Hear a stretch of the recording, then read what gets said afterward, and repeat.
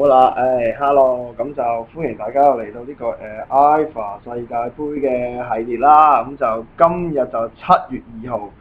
咁啊點解特登擺7月2號播？啱啊，因為所有16強嘅比賽全部打晒啦，已經出晒8強嘅席位。咁啊8隊裏邊咧有7隊真係俾人估中咗嘅，即係巴西真係對哥倫比亞啦，德國亦都對法國，咁就荷蘭真係對哥斯達黎加嘅。咁另外即係呢度有少少意外啫，即係我估瑞士，結果係阿根廷，咁就對呢個比利時嘅，咁就就8強就嚟緊，咁我哋點解今日會做翻咧？就因為我可以有啲時間我嚟做一個分析啊，即係分析下咁呢16強呢8場比賽啦，即係呢8場比賽。咁啊，今屆世界盃就好特別嘅，咁我自己小弟咧就都即係可能。都有睇，都即係睇12點啦，唔睇4點啊！4點我精神，即係我精神支持唔住嘅。咁就另外就因為我自己咧，可能我有 friend 咧就有呢個有裝 Now TV，咁我本身咧咁就借佢個 Now 嗰個賬號咧，就愛嚟即係有另外佢有裝埋呢個無線網絡電視嘅，咁就係啦，咁我可以睇即係有收台嘛，咁啊順便我睇埋咯。咁就我自己比較中意即係你問我話中意可能喺對住屋企對住部，即係對住部電腦，可能就好似其實做電視機嘅，電視機仲有一樣嘢穩定啊嘛，係咪先？咁我不過都唔緊要啦，咁就我自己我即係入個賬號，跟住就慢慢睇啦，即嚴格嚟講就只係今朝早嗰場就真係阿根廷嗰場就真係有啦。不過就真係小弟咧有啲即係呢個錄嘅時間7月2號啦，咁就即係之前7一上咗街啦，咁就即係個好鬼攰啦，咁就睇到即係比睇加時就已經瞓瞌着咗啦，咁就睇唔到迪馬尼亞點樣收呢個即係絕殺呢個嘅瑞士。咁分析下咁樣就講得咁事不宜遲啦，講下少少口水啦，咁就今屆世界盃啊真係點解話咁特別？就係話8場波裏邊。我至少起碼數到有5場其實係要加時作賽嘅，包括你主辦國巴西對呢個智利啦，哥斯達黎加對希臘啦，仲有德國對阿爾及利亞啦，瑞士對阿根廷啦，同埋比利時對美國。其中2場就要互射12碼嘅，咁就嗰2場就係一場巴西對智利，同埋一場哥斯達黎加對希臘。咁我講一講巴西嗰場對智利先啦。呢場有睇嘅，巴西打得好嘅呢場波。即係點解話佢打得好嘅原因就係話，因為佢成冇乜進攻，冇乜即係冇乜立體感。咁前面嗰2個，即係佢正選前鋒費特同埋後備上陣嘅中鋒，完全係冇表現嘅。即係基本上咧，嚴格嚟講，其實嗰場波智利可能打得仲好過佢添。即係過往我哋會覺得巴西贏智利就梗㗎啦，即係佢屆世界盃贏唔少，但係估唔到呢場波佢係開紀錄啊！嗰個波就達維尼斯啊，其實唔係我覺得係對方烏龍波啫。達維斯入波，但係嗰個波濕波個波係鬧邊個咧？鬧侯克。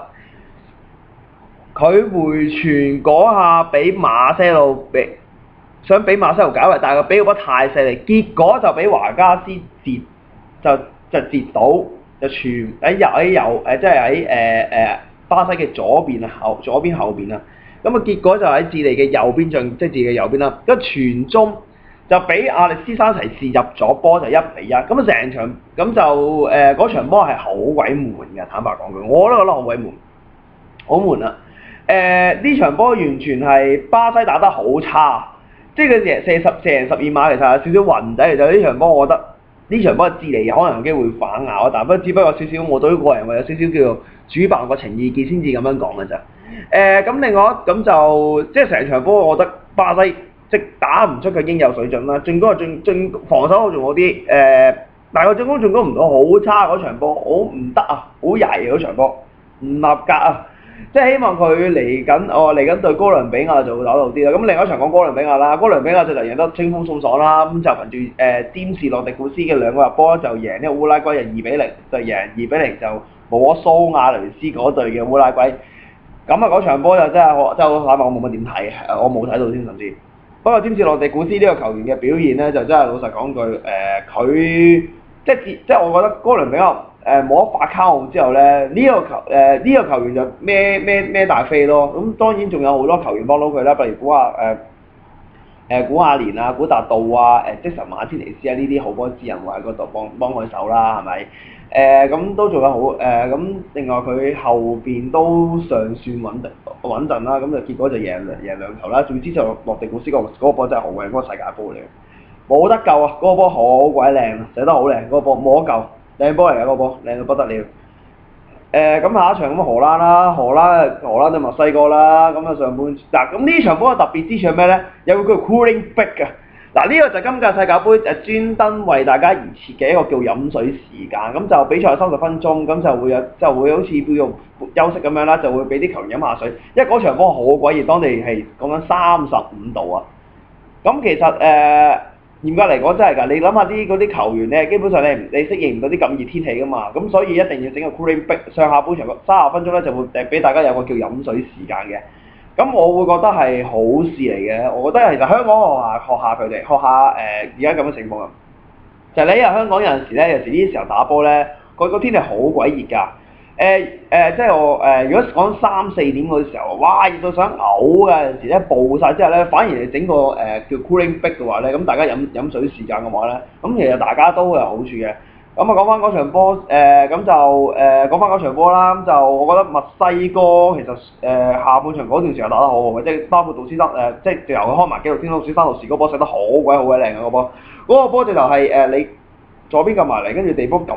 嘣，跟住入咗嚟。不過可惜嘅問題就係佢即係咧守得太耐，咁啊久守必失，咁啊結果俾完場前2分鐘就後備上陣嘅亨特拉，如果叫亨特拿啦，就 set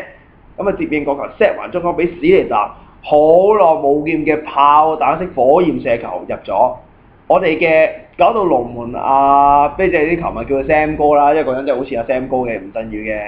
奧祖亞就望住個波。咁去到補時階段啦，再就洛賓就被馬基斯侵犯啦，輸埋12碼添，咁啊結果就吞咗射入，咁就戲劇性咁反勝墨西哥2-1，咁啊入到8強啦。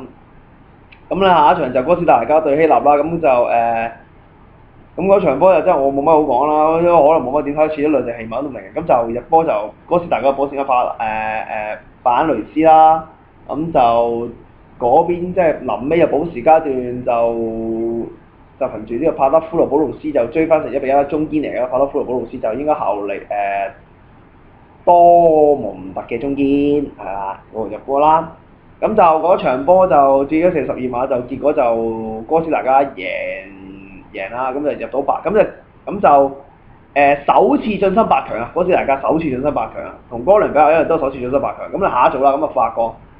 就對佢尼日利亞嗰場波就比較悶地啦，嗰場波就比較上半場比較悶啲咯，即係冇乜射門，到下半場就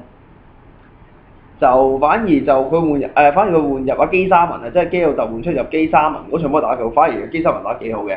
咁啊就去到即係其實爭有好多찬스，包括賓斯馬嘅單刀，咁雖然龍門走咗，但係佢雖然即係護空門。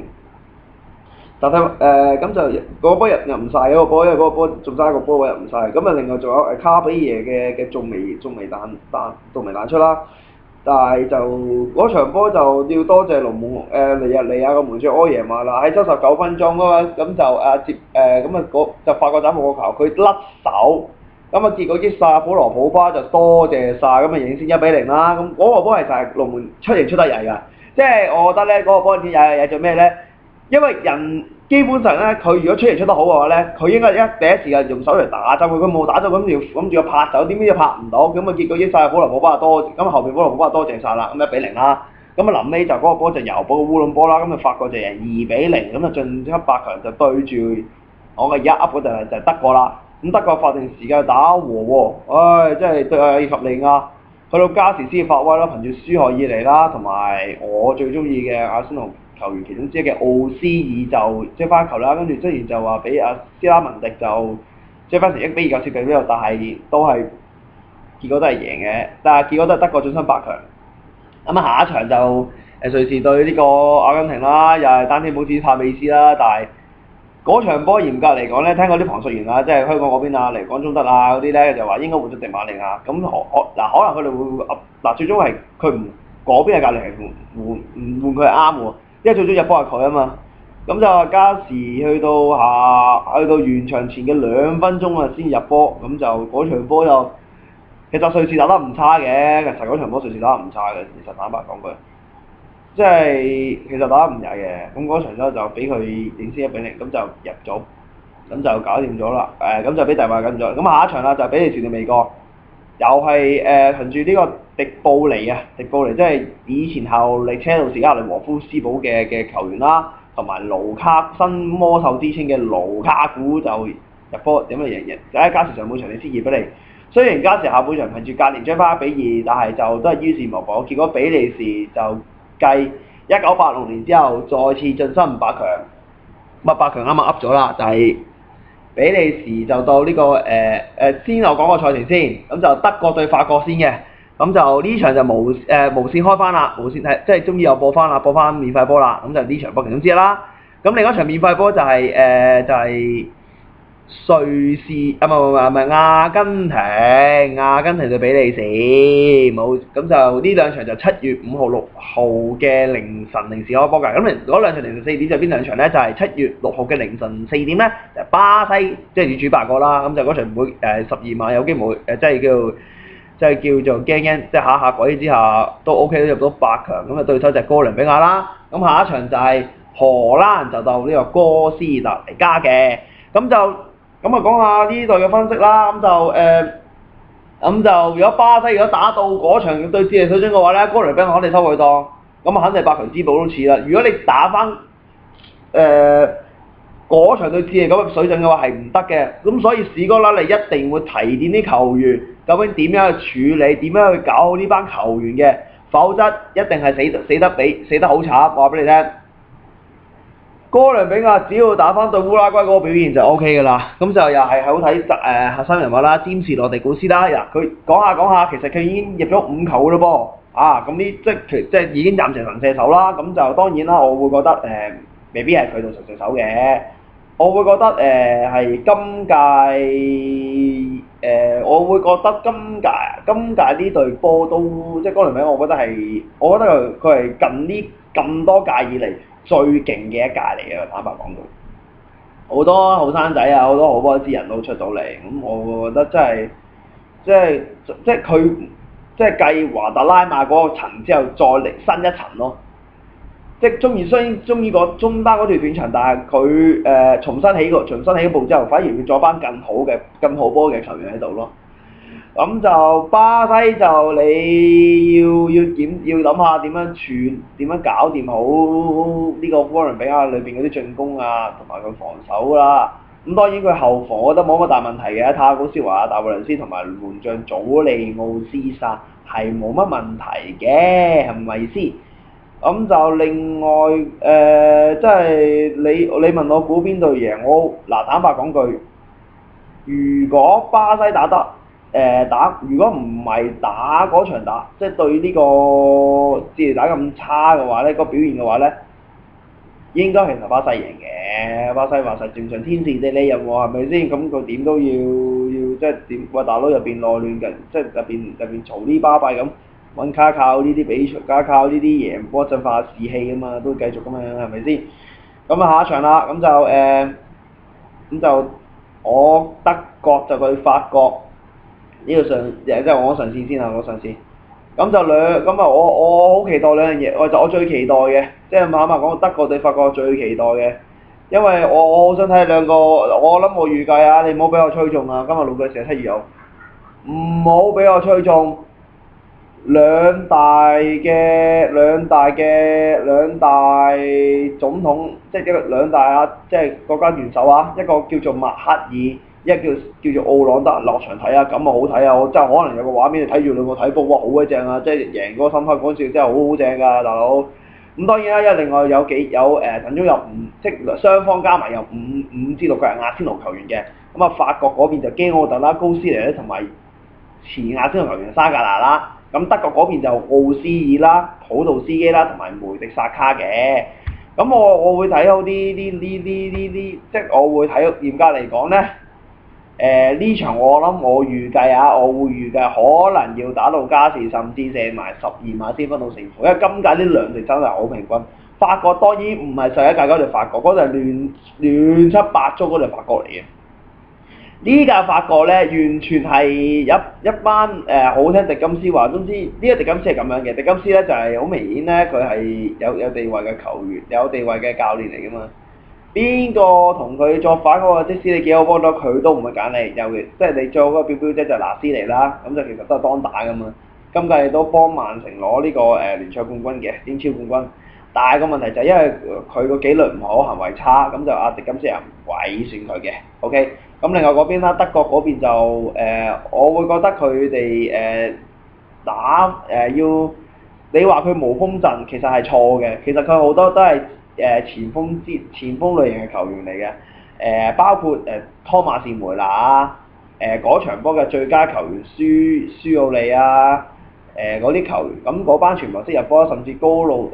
至佢唔係冇高空波，擺高路斯咯，係咪？即係佢唔會話冇好波之人嘅，係咪先？係咪？咁唔會冇噶嘛，佢有，不過只不過係顯唔顯眼就成一個問題啫，係咪先？咁呢場我預計兩隊雙方都要打加時打足82分鐘，就可能射到12碼啦。咁就嗰場仲要12點開波添，真係你又點頂啦，係咪？咁下一場啦，咁就講翻就係7月6號嘅，咁即係我特登將兩個成日倒翻轉啦，咁我而家調翻轉翻先啦。咁就阿根廷對比利時，即係嗰場就好明顯，阿根廷啲功力又係好明顯，又係靠美，即係嗰場迪馬利亞就唔係咁打麻麻地，只不過佢把到一個機會就把得多好啫嘛。反而比利時兩隊都係嘅，就係嗰啲後尾咧又後發嗰啲球員，甚至比利時啊後發球員嚟㗎。即除非你阿根廷咧就一早就入波先，咁呢場波就好睇，否則嘅話呢場波都可以話俾你聽，可以半悶半情況咯，又係不過睇下嗰場嘅臨場表現啦，同埋擺下陣咯，睇嗰邊嘅即係比利時嗰邊嘅領隊或者莫斯塔擺咩陣咯，即係如果打翻好似對美國咁樣打法就佢加時打得仲好過上，可能加時打得 OK 啲咯，始終嗰句係咪？即係我會覺得我會個人認為其實又係有機會又係打到加時4碼入12碼咯，又係嗰啲情況，即隨時預咗嘅呢啲情況話俾你聽，真係嘅。咁講埋最尾嗰場啦，咁啊最尾嗰場就係荷蘭嗰時候，咁就一定係睇好荷蘭㗎啦，有冇辦法嘅，因為始終你哥斯達黎加咧，始終去到呢一步咧，基本上坦白講句，佢真係對得住佢啲鄉親父老㗎啦，即係佢殺到8強係咪先？已經係佢歷屆世界盃最好嘅表現嚟㗎啦 ，OK？咁就真係好睇佢啲球員啲狀態啊，咁打會唔會一鼓作氣啦？但係咧對住荷蘭嗰班球員都唔係唔嘢少啊，包括已經為國家隊上陣100次㗎啦，咁啊上場已經代表100次嘅古治啦。其實我好中意呢個球員㗎，你問我呢個球員咧，咁點解我咁鬼中意佢咧？嘅原因好簡單嘅啫，佢以前喺打利物浦嗰個年代就係一個比較即係好爛打嘅球員嚟嘅。即係好多時反翻嚟防守啊，同埋佢進攻都 OK 嘅，即係佢出到嚟打，即係打正中鋒啊。所以當然佢去到打利物浦嘅時候，好多時係俾當時嘅領隊賓尼迪斯打到邊啊，呢一類型球員啊，甚至俾佢打到閘咁，但係佢一樣做得人打得好，呢個球員好勤力，係以上一屆世界盃，佢係一個好明顯嘅無名英雄嚟。嗰陣時好多人睇洛賓啊、斯尼達啲球員，但係講漏咗古治。古治其實呢個球員咧，我會覺得佢呢啲爛仔球員咧，即係我覺得佢過分分就嘥晒咯。即係佢呢啲咁嘅呢一類型球員，佢打即係佢嗰陣時你講放走佢其實最唔抵嘅，好波到咧呢個球好波㗎呢個球員，佢出波又 OK。同埋佢喺人哋翻嚟防守呢啲球員，呢啲球員好少見㗎啦，即係呢啲咁同埋你入波咧，你要記住有一樣嘢波咧，表面好容易，實質好鬼困難嗰啲咩波就係啲叫執雞嗰啲波。但係我話俾你聽啦，我睇佢以前喺利物浦啊，我唔敢講而家份以前利物浦表現咧，佢嗰啲門前嗰啲射嗰啲觸角咧係即係都有啊，即係突然間有個球員射失咗，即刻行埋出埋執雞嗰啲咧，佢 O K 㗎。即係我係好尊敬呢個球員。當然啦，陣中仲有史尼達啦，史尼達就真係嗰球波啊靚啊！呢啲就係佢以前佢喺呢個國際米蘭啊、皇馬，甚至佢出道嘅亞積士年代嗰啲靚嘅靚炮遠射嘅大佬，唔睇笑嗰啲波靚，嗰波火箭炮揈埋去，真係冇得救㗎。咁當然啦，另外雲佩斯啦，不過嗰場雲佩斯打得比較靜啲咯。嗰場我唔知係咪因為受天氣影響啊，受到人哋密集式防守啊咁樣咯，咁樣打法咯。咁嗰場都比較打得麻麻地啲咯。咁我預計啦，你預計我嗱，如果你叫我揀諗定四強嘅話咧，就巴西鬥法國啊！咁喺呢度就廿四球嚟嘅，巴西德國好，巴西鬥法國一定有嘢睇，一定好好睇。我話俾你一定睇先，因為四強無即係八強就四強就好明顯無線播晒啦嘛。你問我八強點睇？八強就係咁睇咯。咁就會係巴西就會對呢個法國，咁另外一邊就荷蘭就鬥阿根廷啦。哇！如果咁睇法咪仲哇咁咪好好睇係啊！一個就巴西對法，如果巴西對德國咁啊，或者即係德國，其實我都諗唔到邊一隊嘅。巴西對法國，巴西對德國又係一隊98年決賽翻版，一隊02年決賽翻版，啊咁啊好睇啦。另外嗰邊就荷蘭就對呢個比利時，唔係荷蘭唔會對比利時，我真係阿根廷先啱，唔對比利時。阿根廷咁就重演98世界即係你問我最新嘅一場，當然就係1998年就係柏金就嗰個波啦，即係一氣呵成版嗰個靚波啦。當然佢另外世界盃分組都有對過，但係嗰場我覺得分組場就唔好計啦。兩淘汰賽一定係咁啦，1998年柏金嗰球㗎啦，一定係出完場前嘅完場前1分鐘嗰個波就係一控一球一射，真係一氣呵成到不得了。咁就估住咁多啦。咁我都因為嗱嚟緊咧就會咁樣嘅，因為得翻我一個人做嘅關係咧，咁我會做嘅時間就係咁樣嘅。咁我下一次做咧就7月7號就完咗個世界盃咧，即係個8強之後咧就會有一個分析。咁就另外就會係7月11號我會繼續做啦，係咪？咁啊最後就去到7月16號咁嘅決賽之後咧，咁順便咧我就會同16號咧嗰日咧就會大家歪帶翻嗰64場，邊隊打得有最好，咁邊隊打得好差啦，咁邊隊打得好差，咁啊嗰場就有少少大家就即係我哋度一個詳盡嘅分析嘅16號。咁有冇 partner 如何咧？咁我都仲即係可能partner 嗰方面，咁我要同我嗰邊嘅台長阿金魚傾傾啦，甚至同阿師弟傾傾啦，同啲拍檔傾下啦，咁睇下佢哋有冇時間啦。咁如果佢有時間都好啦，冇時間都冇佢辦法啦，係咪？咁我都尊重佢噶嘛。咁但係我一定要做噶嘛，係咪？咁就咁啊，今集嘅呢個 IFA 世界盃系列就差唔多啦。咁就大家就會而家有2晚時間休息，咁啊大家休息下啦，都要唞足精神，咁就星期5繼續搏殺。OK，係咁多，好，拜拜。